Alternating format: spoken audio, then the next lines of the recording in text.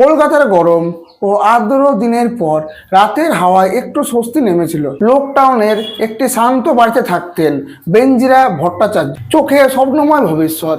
সদ্য কলেজ শেষ করে নতুন চাকরির প্রস্তুতি নিচ্ছিলেন। প্রতিদিনের মতো সেদিনও সন্ধ্যায় মাকে ফোন করেছিল, মা, কাল সকালে একটু তাড়াতাড়ি বেরোবো, সকালে ইন্টারভিউ আছে। মা হাসলেন। মেয়ের আত্মবিশ্বাস সবসময় তাকে গর্বিত করত। রাত বাড়ছিল, বাড়ির আশেপাশে সব নিস্তব্ধ।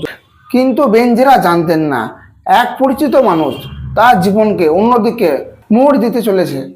যে মানুষকে তিনি বন্ধু ভাবতেন, তার জীবনে চেয়েছিল আরো বড় জায়গা। কিন্তু বেনজিরা তাকে পরিষ্কারভাবে বলেছিলেন, বন্ধুই যথেষ্ট। মানুষটি মানতে পারেনি। অভিমান, রাগ, অসুস্থ আর অধিকার বোধ সব মিলিয়ে তার ভেতরে তৈরি হলো এক অন্ধকার সিদ্ধান্ত। আর রাত গভীর হলো, বেনজিরার দরজায় কড়া নাড়া পড়ল। পরিচিত কণ্ঠ, তাই তিনি খুলে দিলেন। তারপর সবকিছুই বদলে গেল। শহর ঘুমিয়েছিল, কিন্তু একটি জীবনের আলো নিভে গেল। পরের দিন যখন বেনজিরা ফোন ধরছিল না, পরিবার প্রথমে ভেবেছিল ইন্টারভিউ প্রস্তুতিতে ব্যস্ত। কিন্তু দুপুরের পর যখন খবর এলো, তখন পরিবার ভেঙে পড়ল।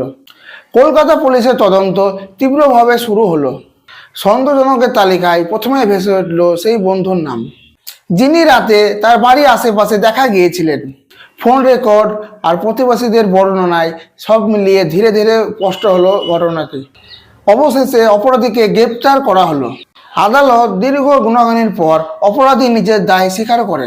রায়ে আদালত জানায়, অতিরিক্ত অধিকার বোধ ও প্রত্যাখ্যান না মেনে নিতে পারা এবং মানসিক ভারসাম্যের অভাব, এই তিনটে মিলে ঘটেছে এমন একটি অপরাধ। সমাজকে এই থেকে শিক্ষা নিতে হবে। বেনজিরার পরিবার আজও তাকে মনে করেন। তার হাসি, স্বপ্ন আর শেষ ফোনের কথাগুলো মনে রাখে। সম্পর্ক নামে অধিকার বোধ কখনোই প্রেম নয়, বরং বিপজ্জনক। প্রত্যাখ্যানকে সম্মান করা সামাজিক সভ্যতার অংশ।